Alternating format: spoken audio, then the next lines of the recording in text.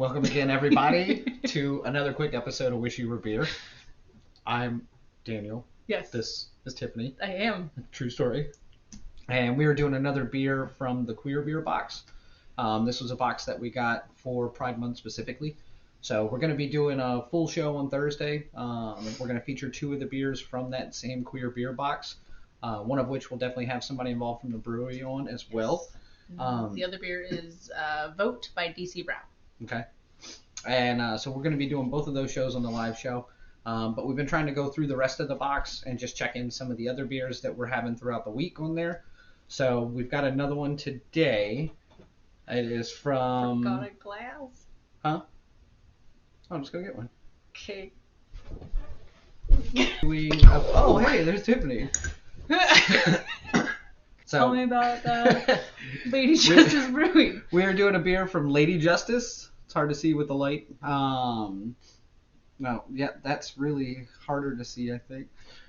So we're doing a beer from the brewery called Lady Justice, and this is an IPA called Sandra Day IPA. It is. If you follow my drift. It rhymes. Yeah. Clever. Could also be Clever. named after someone very important. No, you're thinking of Sinead O'Connor, but that doesn't rhyme with IPA. Okay. So a little bit about the brewery. So it is woman-owned, queer-owned, Latina-founded, and their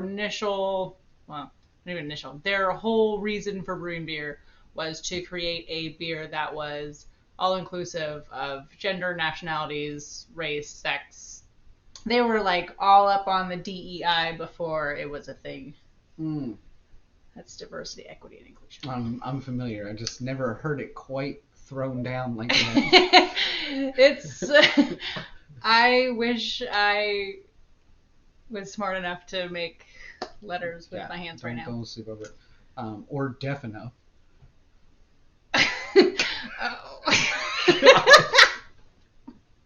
Anyway, all inclusive. This is an IPA. As we joked about earlier, it's called Sandra Day IPA. Yes. And Sandra Day was the first female Justice. Supreme Court Justice. Right. Correct. Elected in 1981, Reagan, and she retired in 2006. She didn't elect Reagan. I mean, the public. Reagan selected her. She was a moderate. Just making sure. Was well known for her meticulously researched opinions. Mm.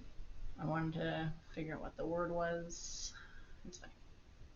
And haven't they donated quite a bit of money? So they have raised $32,000 for over 30 organizations across the country from sales from its beers, such as the Sandra Day, which is brewed with Centennial, Citra, and Warrior hops.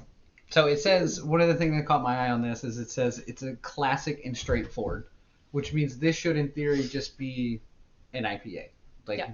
I mean, granted, it's a 7.7%er, so a little higher than like what I would consider a standard IPA. But average still. Like yeah, still not high volume, but I'm much for that because you're much better than I am. I know. Here's my glass that I remembered.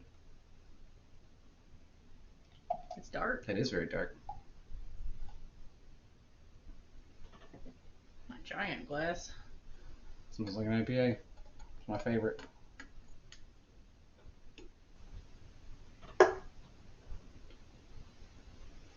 Yeah, it's a little maltier. It is very malty. Yeah, which I'm sure is what gives it the darker color, but it's a little maltier than what gives it the color. What I would think of like a standard IPA.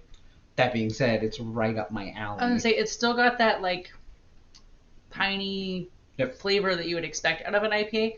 I like it with the slightly higher malt content. Yeah. Absolutely. That is good. But it's definitely bitter and piney. Yeah, I mean, like a standard IPA, which is typically the Centennial and the Citra hops. Citra hops usually makes it more bright. It's a really common hops for your like milkshake and hazy IPAs. Your NEPAs. Let's just call them New England. Let's not try to say it. Is it NEPA or is it NEPA? I think again, nepotism is a thing, but I don't think that has anything but that's to an do... NEO. That's no. It's what? So you're telling me Neo from the Matrix was no? This is ridiculous. It's good. You should. This beer is solid. It's not. I disagree a little bit with the can in the sense of straightforward IPA, because I do think it's maltier than a regular IPA.